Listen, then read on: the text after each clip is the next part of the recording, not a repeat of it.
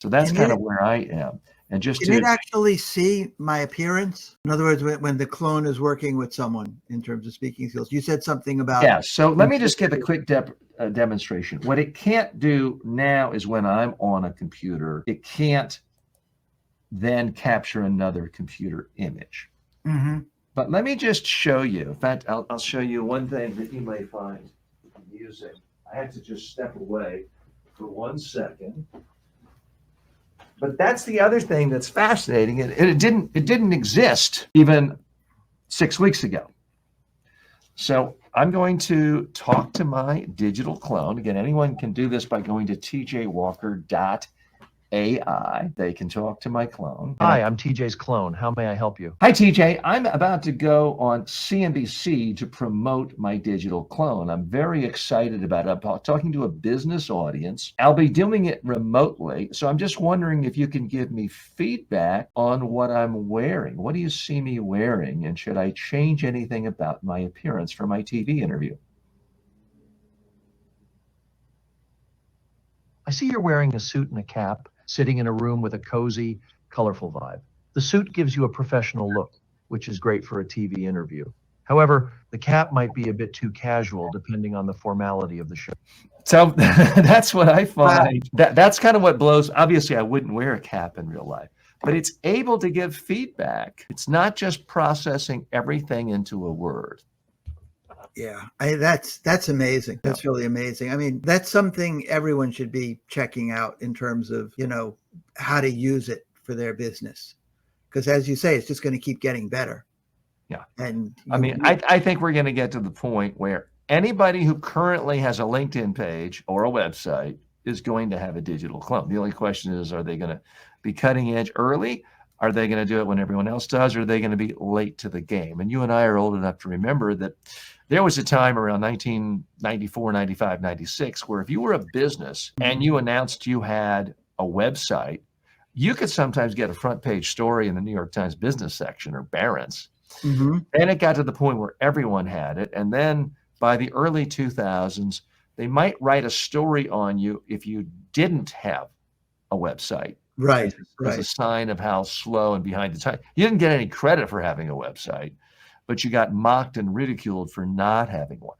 I think that's where we're going to be with respect to clones. We've had a few more comments come in. Sunny says, "Well, I'm one of them." Janice says she doesn't want to see me start cursing. Well, I don't for a couple of reasons. It's just not my style when I'm doing things of a public nature. Have I ever said a curse word in private with family or friends? Well, I'll let you ask them about that. Sunny says, "I'd love to see a prompt that allows two clones to have a conversation with each other." I have done that.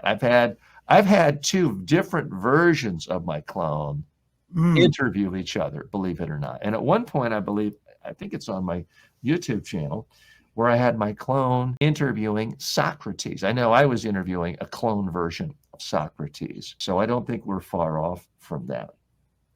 So, David, we really appreciate your time today. I want to, again, recommend to people that if they want to improve their own copywriting, probably the best and easiest thing they can do right now is just go to speakingofwriting.com and they can check out your website. They can get your free reports. They may want to take a look at your mastermind group, your inner circle. They may want to check out Idea Power and also find out about your books. Where else do you like to interact with people and communicate with people who are interested in learning about your services and what you're all about? Oh, I'm not sure where else I would communicate with people. That's where people can get in touch with me if they want to contact me. That's where it lists the products. I do speak occasionally at different places. Okay.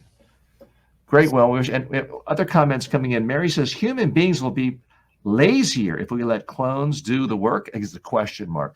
Mary, it's possible. I can tell you now that I've had a clone, I'm working more than I've ever worked, but I also feel like I'm more productive. I'm creating more courses. I've just created a course. And here's how David, you may find this interesting, but you may find it appalling. So I created an online video course on how to make a digital clone.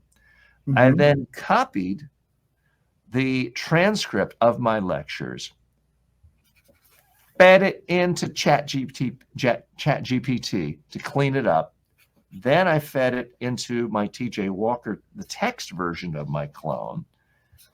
Then I put it in a PDF and I turned it into a book with really very little oversight from me. But it was all pulling initially from ideas I had spoken.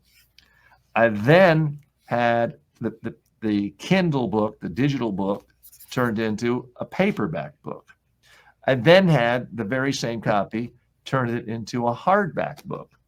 It doesn't have a 100% happy ending. I had the audio, the text turned into an audio book from my digital clone. The bad news is Amazon rejected the audio clone. They are using audio clone voices, but they want you to use their audio clone voices. So yesterday I spent the whole day here in this studio recording out loud my voice. So the audible version of the book will be available in that format. So Mary, to your question, I'm working more than ever doing interesting, fun things, but I'm reaching more people.